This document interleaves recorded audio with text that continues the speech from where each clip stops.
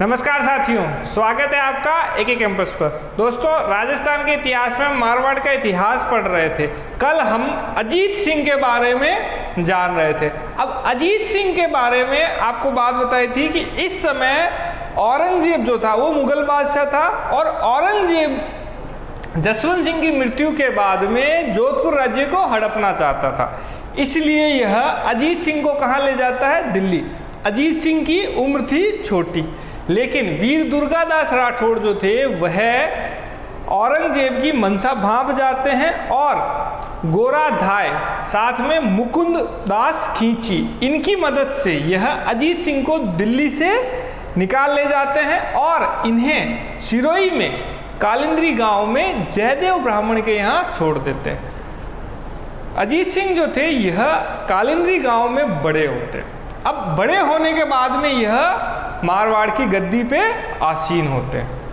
अब दोस्तों, इन्होंने 1715 ईस्वी में अपनी पुत्री इंदिरा कुमारी का विवाह किया था। किसके साथ में? फर्रुखशियार के साथ में। फर्रुखशियर के साथ। फर्रुखशियर दोस्तों कौन था? मुगल बादशाह।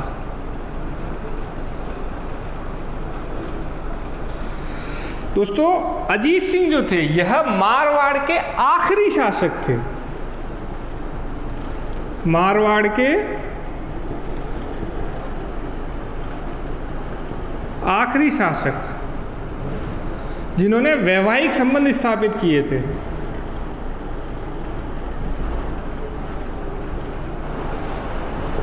जिन्होंने मुगलों के साथ में वैवाहिक संबंध स्थापित किए थे, मारवाड़ के आखिरी शासक।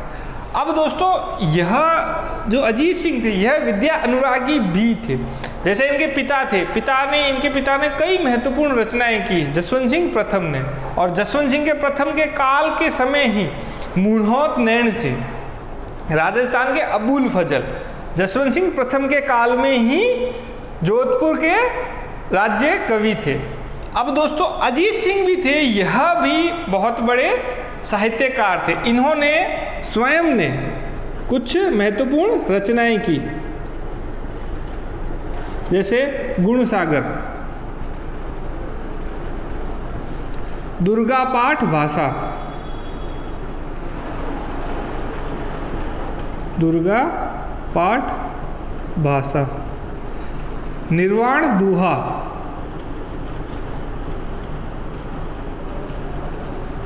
और एक और महत्वपूर्ण है अजीत सिंह रा कहिया दूहा।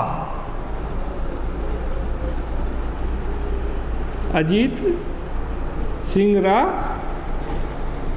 कहिया दूहा। तो अब दोस्तों, यह अजीत सिंह जो थे इनकी हत्या इनके पुत्र ने 1724 ईस्वी में कर दी थी। 1724 ईस्वी में इनकी हत्या कर दी थी।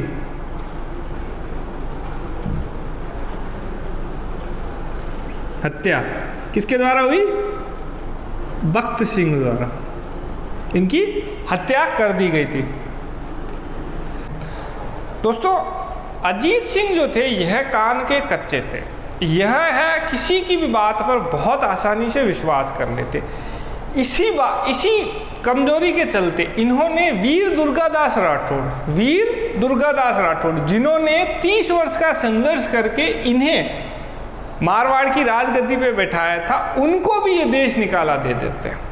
इसीलिए गौरीशंकर ओझा ने इन्हें क्या कहा है? कान का कच्चा। तो ये ध्यान रखना है कि कौन सा शासक कान का कच्चा कहलाता है? अजीत सिंह। इन्होंने दूसरों की बातों पे विश्वास करके दुर्गादास राठौड़ उन तक को देश निकाला दे दिया था। अब दोस्तों, इनके साथ में जो थे वीर दुर्गादास राठौड़, उनके बारे में थोड़ा जानते हैं। दुर्गादास राठौड़ यह वीर शिरोमणि वीर दुर्गादास राठौड़ परम स्वामी भक्त वीर शिरोमणि, इन्होंने मारवाड़ के शासन के लिए 30 वर्ष तक 30 वर्ष तक औरंगजेब के साथ में संघर्ष किया ताकि यह अजीत सिंह को मारवाड़ की राजगद्दी पे बैठा सके और औरंगजेब को मारवाड़ को हड़पने से रोक सके। इन्हें दोस्तों उपाधि दी जाती है, यह मारवाड़ के उद्धारक, मारवाड़ के उद्धारक और साथ ही साथ मारवाड़ के रक्षक। और एक और उपाधि दी जाती है मारवाड़ के रक्षक या मारवाड़ के चाणक्य, मारवाड़ के चाणक्य। दोस्तों कर्नल जेम्स टोड भी इनसे प्रभावित हो गए थे और इन्हें उन्होंने उपाधि दी थी मारवाड़ का यूलिसेस, मारवाड़ का यूलिसेस। तो दोस्तों मारवाड़ के उद्धारक यह जो थे, यह जसवंत सिंह के दरबार में मंत्री थे आसकरण, उनके पुत्र थे। इनके पिता कौन थे? आसकरण, जो जसवंत सिंह के दरबार में एक मंत्री थे। अब दोस्तों इनके लिए एक कहावत प्रचलित है, मायड़ ऐसो पूत जन जैसो दुर्गादास, मायड़ ऐसो पूत जन जैसो दुर्गादास। मतलब यह कि माओ को कहा जाता है कि ऐसा पुत्र पैदा करे जैसा वीर दुर्गादास। अब दोस्तों मैंने आपको बताया था कि कान के कच्चे, अजीत सिंह कान के कच्चे थे। यह किसी बात पे दुर्गादास से क्या है नाराज हो जाते हैं और इन्हें देश निकाला दे देते हैं। अब दोस्तों जो वीर दुर्गादास थे यह क्या स्वाभिमानी थे, तो यह अजीत सिंह का राज्य छोड़ के चले जाते हैं मेवाड़ में शरण लेते हैं अमर सिंह द्वितीय के यहाँ और दोस्तों ये जीवंत पर्यंत मेवाड़ में ही रहते हैं। दोस्तों इनकी जो छतरी है वो शिप्रा नदी के किनारे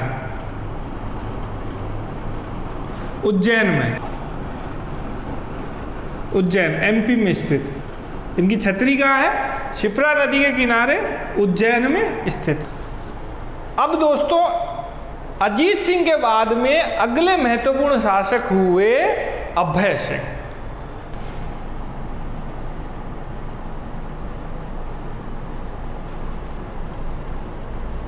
अभय सिंह 1724 ईस्वी से 1749 ईस्वी। दोस्तों अभय सिंह 1724 ईस्वी में मारवाड़ की गद्दी पे बैठते। मारवाड़ की गद्दी पे बैठने के बाद में यह मेहरानगढ़ किले में मरम्मत कार्य करवाते हैं। अब मरम्मत कार्य के लिए क्या है, लकड़ी चाहिए होती है, तो यह सैनिकों को आदेश देते हैं कि पास के गांवों से लकड़ी लेके आओ। तो सैनिक पहुंचते हैं खेजड़ली गांव।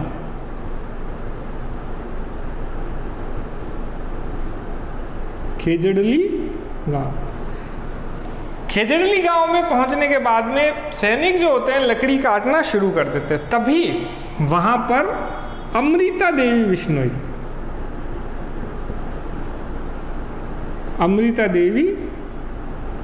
विश्नोई इन सैनिकों का विरोध करते हैं। यह मना करती है पेड़ काटने से। इनके साथ में गांव वाले भी मिल जाते हैं और वह सभी सैनिकों का विरोध शुरू कर देते हैं। अब बात बहुत बढ़ जाती है। सैनिकों को क्या है, राजा का आदेश था पेड़ काटने ने, मरम्मत कार्य के लिए उन्हें लकड़ी चाहिए थी और यह अमृता देवी विश्नोई के नेतृत्व में गांव वाले क्या है उन्हें पेड़ काटने नहीं दे रहे थे। तो सैनिक क्या करते हैं, एक आखिरी चेतावनी देते हैं इन सभी को और कहते हैं या तो हमें पेड़ काटने दो वरना हम आपको काट देंगे। तो जब ये चेतावनी इनको दी जाती है तो अमृता देवी और इनके साथ में 363 लोग सभी पेड़ों को गले लगा देते हैं, पेड़ों को गले लगा लेते हैं। तब सैनिक क्या करते हैं, अमृता देवी विश्नोई के साथ में 363 लोगों का हत्या कर देते हैं और पेड़ काट के ले जाते हैं। दोस्तों यह राजस्थान के इतिहास में सबसे पहला पर्यावरण संरक्षण का उदाहरण है। पर्यावरण संरक्षण का उदाहरण है। अमृता देवी बिश्नोई। अमृता देवी बिश्नोई के नाम पे हर वर्ष पर्यावरण सुरक्षा पुरस्कार भी दिया जाता है।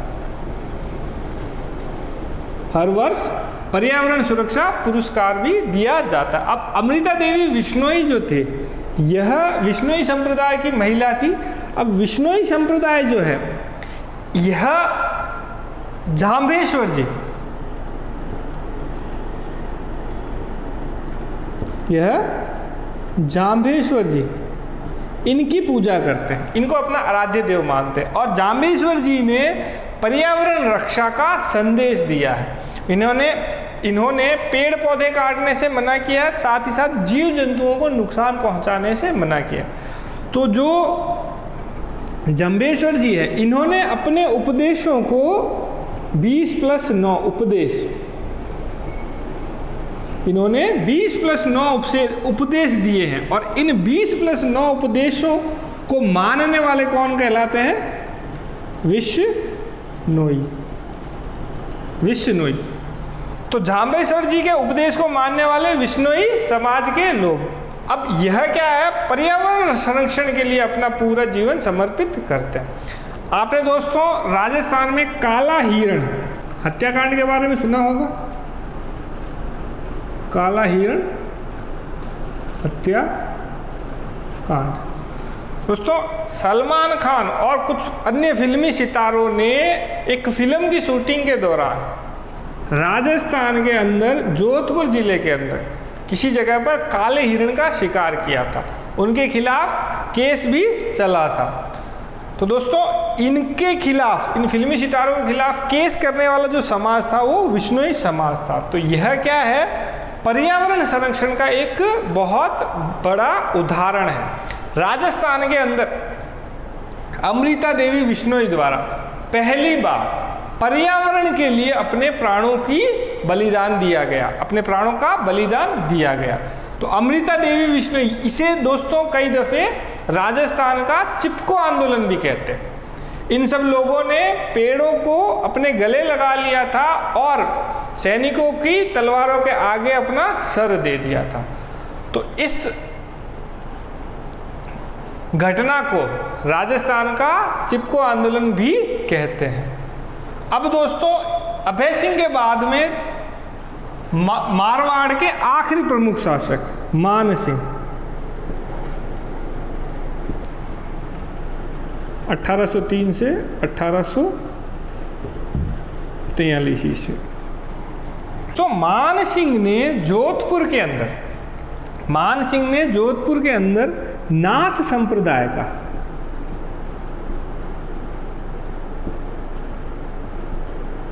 महामंदिर बनवाया था। नाथ संप्रदाय का महामंदिर बनवाया था। और दोस्तों इन्होंने मान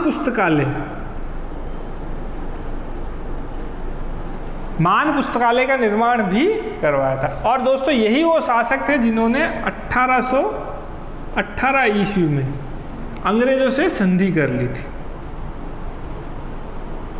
अंग्रेजों से संधि कर ली थी, मतलब अपना राज्य जो था वह अंग्रेजों को सौंप दिया था। इस संधि का मतलब दोस्तों यह था कि इन्होंने अपना राज्य जो था अंग्रेजों के अधीन चलाना शुरू कर दिया था। अब दोस्तों इनके दरबार में एक महत्वपूर्ण साहित्यकार थे, कवि राजा बांकीदास। कवि राजा बांकीदास, जिन्होंने एक ग्रंथ की रचना की थी, बांकीदासरी ख्यात। बांकीदासरी ख्यात।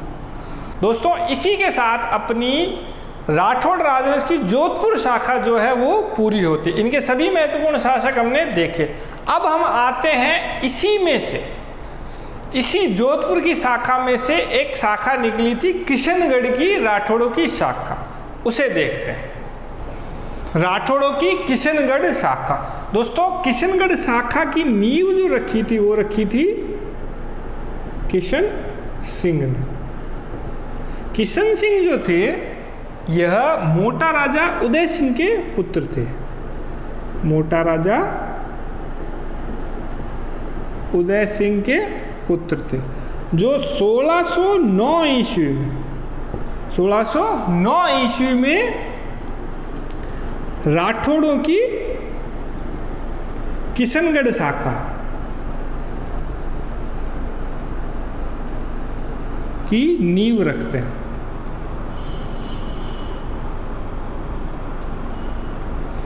राठौड़ों की किशनगढ़ शाखा की नींव रखते हैं कौन? किशन सिंह। अब किशन सिंह जो, अब ये किशनगढ़ है कहाँ पर? यह है अजमेर में स्थित है।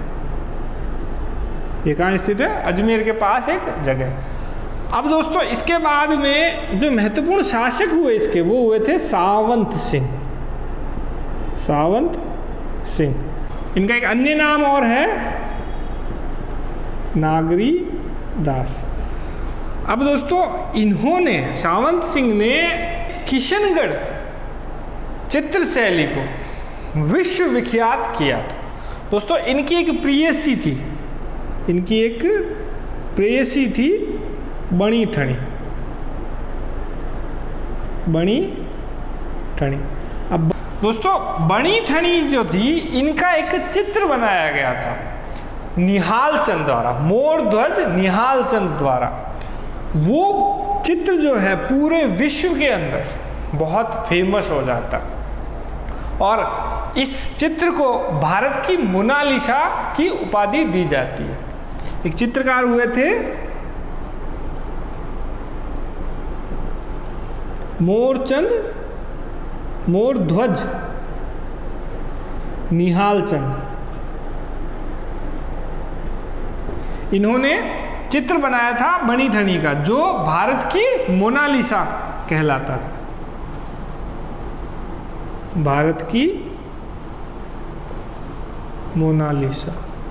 दोस्तों यह बणी ठणी जो थी ये बड़ी खूबसूरत थी। इनका जो चित्र था वो भी देखने में बहुत अद्भुत है। आप देखिएगा इसको, भारत की मोनालिसा कौन है। अब ये सवाल कई दफ़े पूछ लिया जाता है कि ये चित्र बनाया किसने था और भारत की मोनालिसा है कौन। तो मोनालिसा कौन थी? बणी ठणी। यह सावंत सिंह की एक प्रेयसी थी। अब दोस्तों सावंत सिंह जो थे यह कृष्ण जी के बहुत बड़े भक्त थे। तो यह अपने जीवन में अंतिम वर्षों में राजपाट छोड़कर कृष्ण भक्त बन जाते हैं और वृंदावन चले जाते हैं। तब इनका नाम क्या पड़ जाता है? नागरी दास। तब इनका नाम क्या पड़ जाता है? नागरी दास। तो दोस्तों जो किशनगढ़ शाखा है उसमें दो ही महत्वपूर्ण शासक थे। एक किशन सिंह, जिन्होंने किशनगढ़ शाखा की स्थापना की थी 1609 ईस्वी में। इसके बाद दोस्तों दूसरे थे सावंत सिंह। यह विश्व विख्यात किशनगढ़ चित्र शैली को प्रेरित करते हैं। चित्र शैली किशनगढ़, किशनगढ़ चित्र शैली। यह चित्र शैली जो है यह मारवाड़ चित्र शैली का ही एक भाग है। दोस्तों जब हम राजस्थान की कला संस्कृति पढ़ेंगे तब यह चित्र शैलियों को अच्छे से अध्ययन करेंगे। अभी आप ध्यान रखना है कि भारत की मोनालिसा कौन है? बणी ठणी। दोस्तों अब इसके बाद अगली शाखा आती है बीकानेर शाखा। राठौड़ों की बीकानेर शाखा।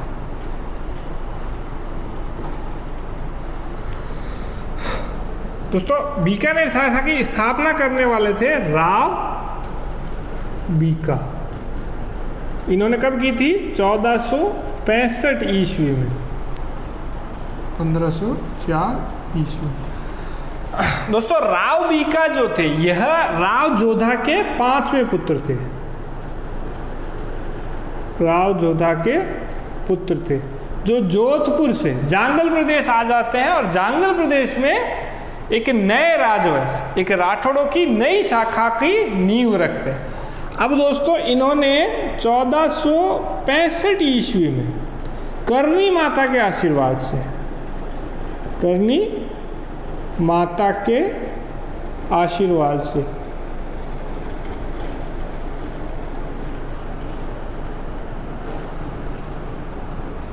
जांगल प्रदेश पर अधिकार किया। जांगल प्रदेश पर अधिकार किया। जांगल प्रदेश कहाँ आता है? बीकानेर का प्राचीन नाम। अब जांगल प्रदेश के अंदर इन्होंने 1488 ईस्वी में बीकानेर शहर की नींव रखी। बीकानेर शहर की नींव रखी।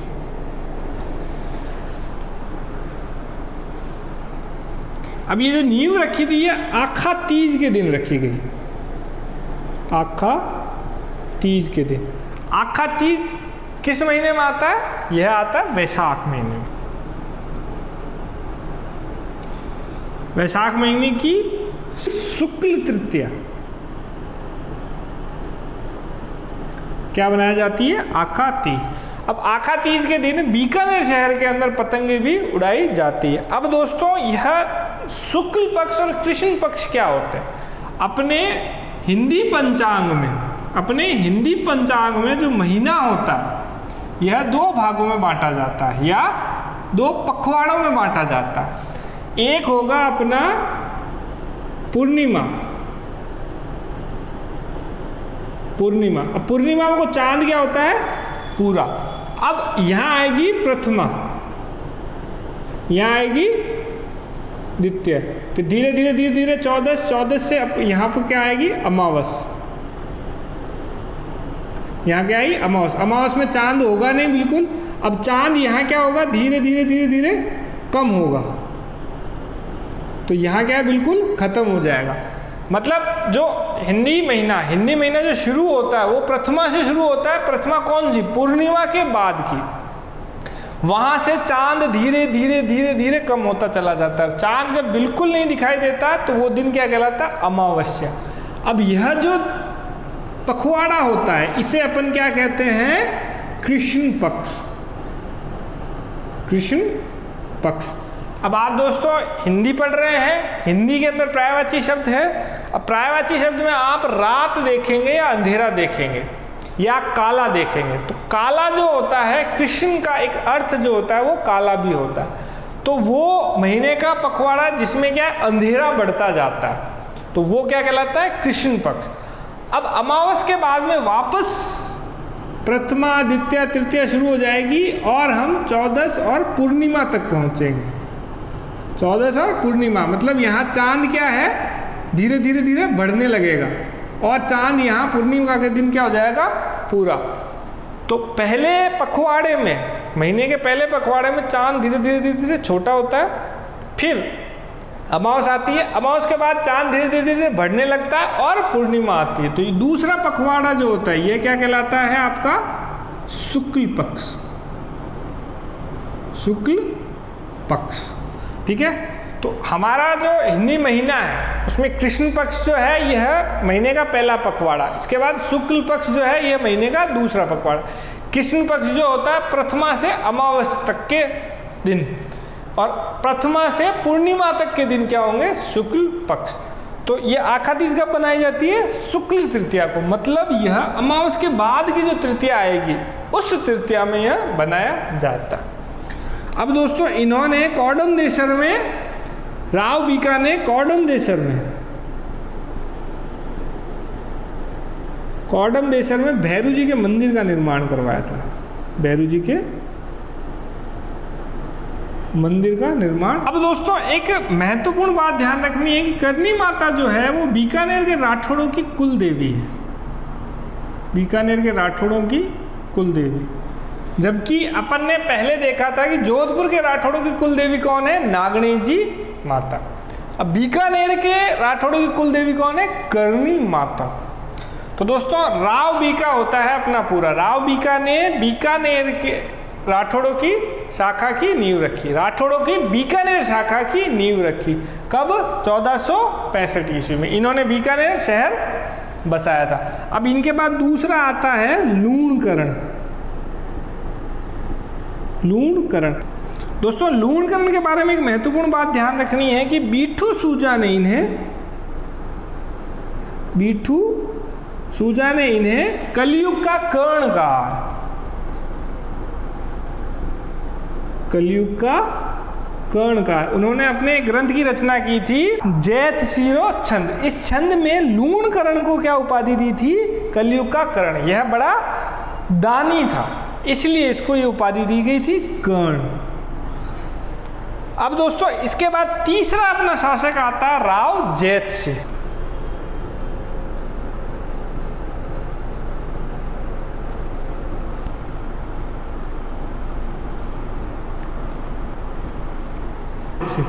दोस्तों राव जैतसी जो है, इनके समय में एक युद्ध हुआ था, राती घाटी का युद्ध, जो 1534 ईस्वी में हुआ था।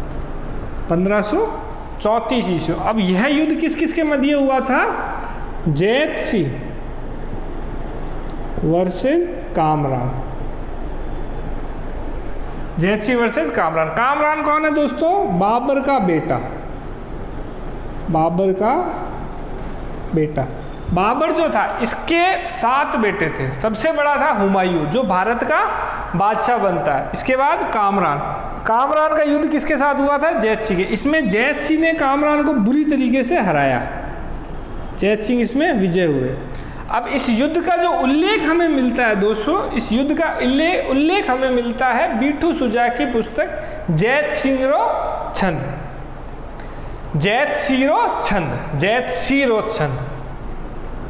इनके ही दरबार में एक महत्वपूर्ण साहित्यकार थे बीठू सुजा, जिन्होंने एक ग्रंथ लिखा था जैतसिरो छंद। इसी के अंदर इस युद्ध का उल्लेख भी मिलता है। अब दोस्तों राव जैतसी ने 1526 ईस्वी में अपने पुत्र कल्याणमल को राणा सांगा की मदद के लिए खानवा के युद्ध में भेजा था। जो मैंने आपको पहले भी बताया था कि अपने पुत्र कल्याणमल को खानवा के युद्ध में भेजा था। खानवा के युद्ध में इन्होंने भेजा था। और दोस्तों इस समय मैंने मालदेव पढ़ाते समय भी आपको एक बात बताई थी। एक युद्ध हुआ था पाहोबा साहेबा का युद्ध, जो 1541-42 ईस्वी में हुआ था, जो मारवाड़ के शासक मालदेव और बीकानेर के शासक राव जैतसी के मध्य हुआ था। इसमें राव जैतसी हार गए थे और मारे गए थे। इसके बाद दोस्तों बीकानेर पर जोधपुर का कब्जा हो गया था। इस कारण जो जैतसी का पुत्र था कल्याणमल, वो किसकी शरण में चला जाता है? शेरशाह सूरी की शरण में।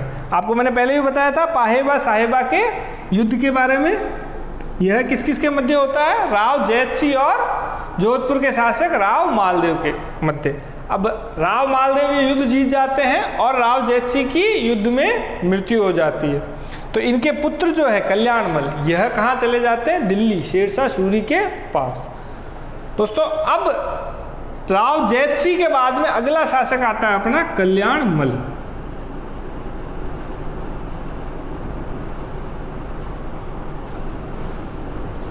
(1544 से 1574 ईस्वी के मध्य शासन। दोस्तों कल्याणमल जो थे, यह अकबर द्वारा आयोजित नागौर दरबार में भाग लेते हैं। नागौर दरबार में भाग लेते हैं और बीकानेर के पहले शासक जो मुगलों की अधीनता स्वीकार करते हैं। मुगलों की अधीनता स्वीकार करते हैं। दोस्तों इनके एक भाई थे पृथ्वीराज। इनके एक भाई थे पृथ्वीराज, या राव जैतसी के एक अन्य पुत्र और थे पृथ्वीराज। इनको जो है अकबर के नवरत्नों में गिना जाता था। पृथ्वीराज जो थे अकबर के नवरत्नों में गिने जाते थे। अकबर के नवरत्नों में गिने जाते थे। यह एक उच्च कोटि के साहित्यकार थे। इन्होंने एक ग्रंथ की रचना की थी, वेली किशन रुक्मिणी। इन्होंने एक ग्रंथ की रचना की थी, वैली किशन रुक्मिणी। यह किस भाषा में की थी इन्होंने? डिंगल भाषा में, डिंगल भाषा के अंदर। दोस्तों जो अपनी राजस्थानी को दो भागों में बांटा जाता, राजस्थानी भाषा जो है वह दो भागों में बांटी जाती है, एक पश्चिमी राजस्थानी और एक पूर्वी राजस्थानी। अब जो पश्चिमी राजस्थानी इसे अपन कहते हैं डिंगल, और जो पूर्वी राजस्थानी इसे अपन नाम देते हैं पिंगल। डिंगर और पिंगल जो राजस्थानी भाषा है यह दो भागों में बांटी जाती है, डिंगल और पिंगल। अब वैली किशन रुक्मिणी यह जो है ये डिंगल भाषा में लिखा गया ग्रंथ था। अब इसकी एक महत्वपूर्ण बात यह है कि इसे जो है इसे 5वें ग्रंथ का दर्जा दिया जाता है। इसे 5वें वेद का दर्जा दिया जाता है। इस ग्रंथ को 5वें वेद का दर्जा दिया जाता है। और एक महत्वपूर्ण बात यह है कि इसके अंदर कृष्ण और रुक्मिणी की प्रेम का उल्लेख किया हुआ है। वैली कृष्ण रुक्मिणी, ये परीक्षा की दृष्टि से भी बहुत महत्वपूर्ण है। इसे अपन ने क्या दर्जा दिया जाता है? 5वें वेद का दर्जा। अब दोस्तों कल्याणमल हो गए, नागौर दरबार में अंदर गए थे और अकबर की अधीनता स्वीकार करने वाले बीकानेर के पहले शासक थे। इनके भाई थे पृथ्वीराज जो अकबर के नवरत्नों में गिने जाते थे। अब दोस्तों अगला अपना महत्वपूर्ण शासक आता है राय सिंह।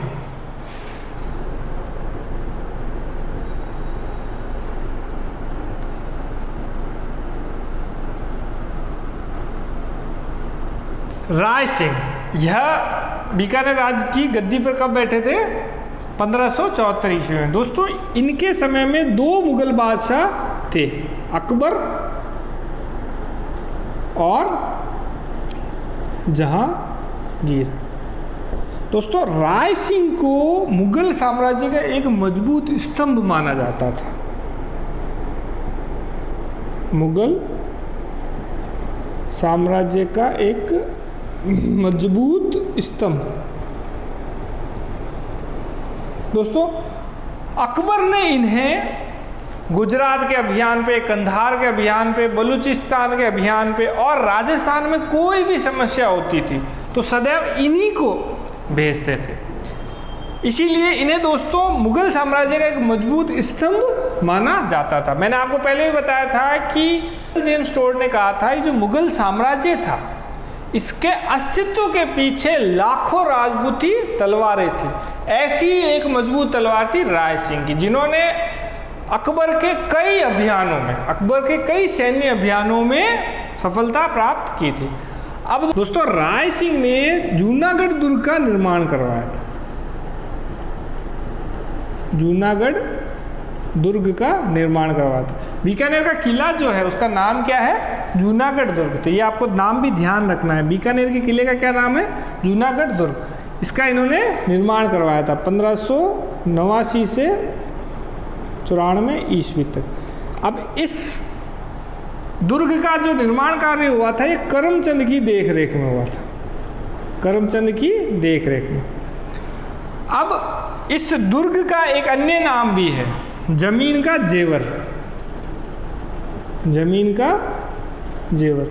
दोस्तों राजस्थान के अंदर जो महत्वपूर्ण दुर्ग है वो किसी न किसी पहाड़ी पे स्थित है, जबकि जूनागढ़ का दुर्ग जो है ये एक समतल स्थल पर स्थित है, तो इसीलिए इसे जमीन का जेवर भी कहा जाता है।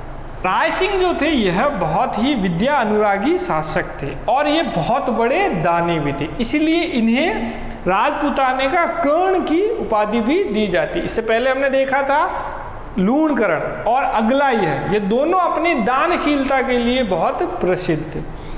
इनकी जो प्रमुख रचनाएं हैं, इनकी रचनाएं वैधक वंशावली, बाल बोधिनी, ज्योतिष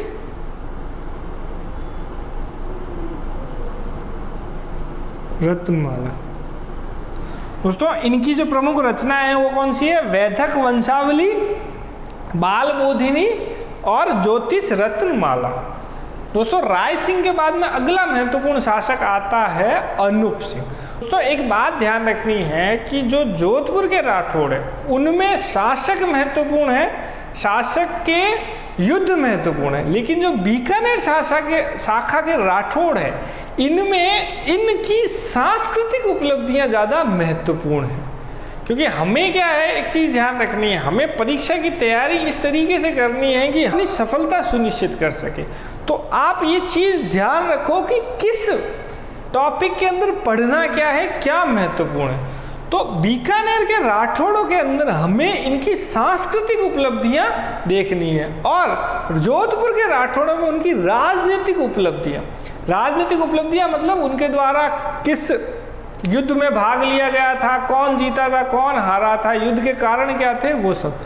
बीकानेर के समय में क्या देखना है, इनकी सांस्कृतिक उपलब्धियां। जैसे मैंने ये बताया जूनागढ़ किले का निर्माण करवाया था, इसको जमीन का जेवर कहते हैं। इनकी प्रमुख रचनाएं कौन सी है। अब आते हैं एक और बीकानेर के महत्वपूर्ण शासक अनूप सिंह।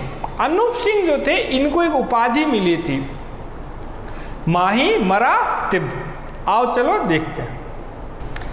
दोस्तों इसके बाद अगले शासक माही मरातिब अनूप सिंह जो 1669 में बीकानेर के शासक बने। अब दोस्तों यह सांस्कृतिक रूप से सबसे महत्वपूर्ण शासक थे। यह एक संगीत प्रेमी, कुशल राजनीतिज्ञ और एक कुशल कूटनीतिज्ञ भी थे। अब दोस्तों इन्होंने दक्षिण में मराठाओं पे विजय प्राप्त की थी। उसके लिए औरंगजेब ने इन्हें एक उपाधि दी। क्या दी? माही मरातिब। माही मरातिब जो उपाधि दी गई थी यह औरंगजेब द्वारा दी गई थी। क्यों? क्योंकि इन्होंने दक्षिण में मराठाओं पे विजय प्राप्त की थी। इसके बाद दोस्तों इनकी सांस्कृतिक उपलब्धियों में इनकी स्वयं की रचनाएं, इन्होंने स्वयं ने अनूप विवेक, काम प्रबोध, अनूपोदय। अनूपोदय जो थी यह गीत गोविंद पे एक टीका है। मैंने भी आपको बताया था कि ये बहुत बड़े संगीत प्रेमी थे। जो महाराणा कुंभा थे, महाराणा कुंभा की जो संगीत की रचनाएं जो भी थी, संगीत रत्नाकर, रसिक प्रिया, उन सब का संकलन किसने किया था? अनूप सिंह ने। अनूप सिंह ने एक पुस्तकालय का निर्माण भी करवाया था। वहाँ सबसे प्राचीन संगीत से जुड़े हुए ग्रंथों को इकट्ठा भी किया गया था। तो दोस्तों इनकी एक जो रचना थी अनूपोदय, यह क्या है? गीत गोविंद पर टीका। दोस्तों महाराणा कुंभा ने भी गीत गोविंद पे टीका लिखा था, लेकिन उनकी पुस्तक का नाम क्या था? रसिक प्रिया। गीत गोविंद पर एक और टीका है रसिक प्रिया, जो किसने लिखा है? महाराणा कुंभा ने। इसके बाद चिंतामणि, यह सब इन्होंने किसमें लिखे हैं? संस्कृत में। यह सब ग्रंथ किसमें लिखे? संस्कृत में। अब इनके जो दरबारी विद्वान थे वह थे मणिराम। मणिराम द्वारा जो रचनाएं हैं वो है अनूप व्यवहार सागर, अनूप व्यवहार सागर और अनूप विलास। इसके बाद एक अनंत भट्ट भी थे जिन्होंने तीर्थ रत्नाकर, इसमें भारत के विभिन्न तीर्थों के बारे में लिखा गया है। और भाव भट्ट ने अनूप संगीत विलास की रचना की है। अब दोस्तों इनके बाद इन्होंने बीकानेर के अंदर निर्माण कार्य भी करवाए थे। जैसे इन्होंने अनूपगढ़ दुर्ग का निर्माण करवाया, साथ ही साथ एक अनूप पुस्तकालय का भी निर्माण करवाया था। अनूप पुस्तकालय में दोस्तों भारत की बहुत महत्वपूर्ण पुस्तकें मिलती है और इनकी जो संगीत से जुड़ी हुई कई रचनाएं इन्होंने अपने पास रखी थी, वह भी इस पुस्तकालय में हमें मिलती है। अब दोस्तों बीकानेर चित्रकला जो थी, बीकानेर चित्रकला, उसका स्वर्णिम काल जो है, उसका स्वर्णिम काल भी किसके काल में था? अनूप सिंह के। इसका स्वर्ण काल कब माना जाता है? अनूप सिंह के ही काल में। दोस्तों अनूप सिंह के बाद में अगला महत्वपूर्ण शासक आता है राजपुताने का भागीरथ, गंगा सिंह। दोस्तों अगले महत्वपूर्ण शासक है महाराजा गंगा सिंह, जो 1887 में बीकानेर की राजगद्दी पे बैठते हैं। अब दोस्तों इनको राजपुताने का भागीरथ कहते हैं। राजपुताने का क्या कहते हैं? भागीरथ। इन्होंने गंग नहर का निर्माण करवाया था।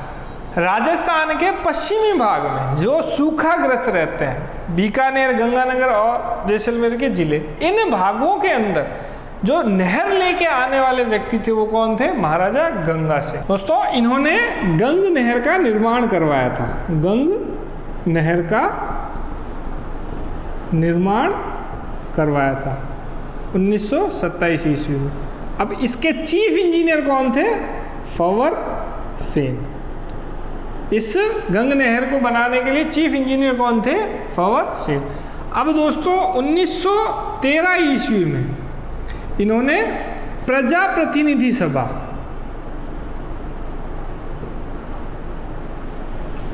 सभा की स्थापना करवाई थी। यह राजस्थान के अंदर विधानमंडल की तरफ बढ़ाया गया पहला कदम था। मतलब राजस्थान के अंदर लोकतंत्र की तरफ बढ़ाया गया पहला कदम, मतलब एक लोकतांत्रिक सरकार, एक लोकतांत्रिक व्यवस्था की स्थापना हो। किसके द्वारा? प्रजा प्रतिनिधि सभा के द्वारा। लेकिन दोस्तों यह नाम मात्र की सभा थी, इसके पास अधिकार बिल्कुल नहीं थे। लेकिन प्रजा प्रतिनिधि सभा यह पहला कदम था विधानमंडल की तरफ। राजस्थान का पहला कदम विधानमंडल की तरफ। अब दोस्तों यह जो थे, यह 1918 ईस्वी में हुई पेरिस शांति संधि में भाग लेने वाले शासक थे और इन्होंने पेरिस शांति संधि में हस्ताक्षर भी किए थे। पेरिस शांति संधि में हस्ताक्षर भी किए थे। अब इसके बाद दोस्तों एक और महत्वपूर्ण बात इनसे जुड़ी हुई है, रोम नोट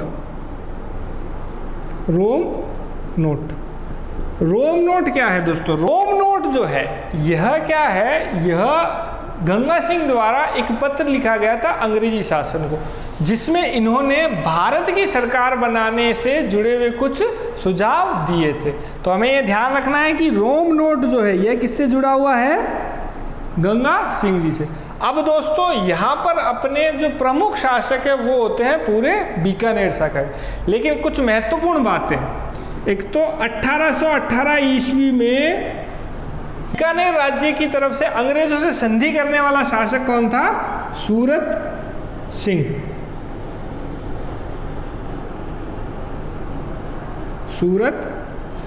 और एक और महत्वपूर्ण बात, बीकानेरी भुजिया की शुरुआत करने वाला शासक कौन था? डूंगर सिंह।